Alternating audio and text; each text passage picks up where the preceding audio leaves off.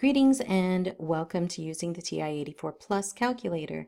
This is your presenter, Lynn Mann, and in this problem example, we'll be working with hypothesis testing. All right, let's quickly run through a hypothesis test from start to end. This shouldn't take too long, but I do want to stress that a lot of the work can't be done on a calculator. It has to be done by you to understand what you need in the beginning. Then you can use the calculator, and then you have to figure out what's happening in the end for the conclusion. So the calculator will only do the math. It's not going to make the decision for you. And it's not going to tell you which test to do. So let's read through a problem. From generation to generation, the mean age when smokers first start to smoke varies. However, the standard deviation of that age remains constant of about 2.1 years. A survey of 40 smokers of this generation was done to see if the mean starting age was 19. The sample mean was 18.3. Now that's all the information we're given, except we want a confidence level of 5%. So we're going to use alpha of 0.05. But what type of test are we going to use? There's kind of three that we've been focusing in on. A z-test for the mean, a t-test for the mean, and a z-test for proportion. Well, we don't have proportions here, so we can rule out the third one. If we use a z-test, that means we have to have the standard deviation of the population. If we need to use a t-test, we don't have the standard deviation of the population.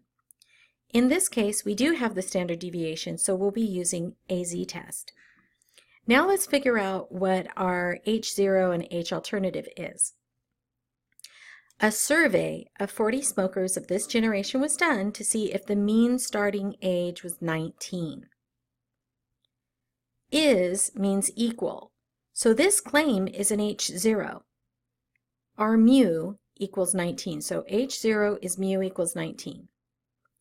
Our H alternative, HA, is going to be mu does not equal 19. And H0 is our claim.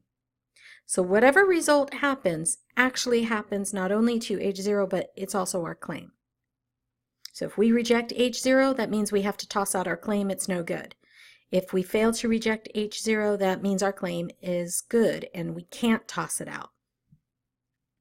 Okay, now that we know what type of test, let's go ahead and run the test. So I'm going to go to Stat, Tests, and run a z-test. Now we have stats and not data. I don't have a list of data, so I'm not going to use that. I will use stats. Our mu naught is the 19. Our sigma is 2.1. Our x bar was 18.3. And our n is 40.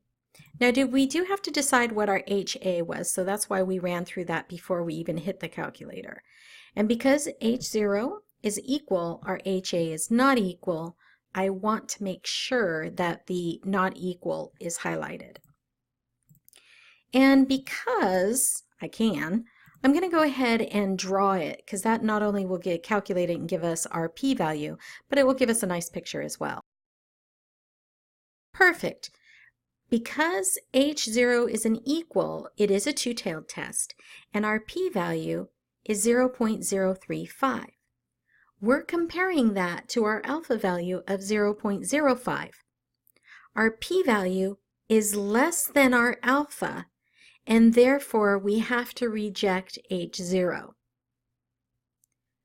And because H0 was our claim's no good. So there is enough evidence to reject our claim that the mean age of the starting age of smokers is 19 for at least this generation. So if P is less than alpha, we reject H0. Our claim is H0, so we have to say our claim is bad. We just have enough evidence to reject our claim. All right, that's it for this time. Until next time, be seeing ya.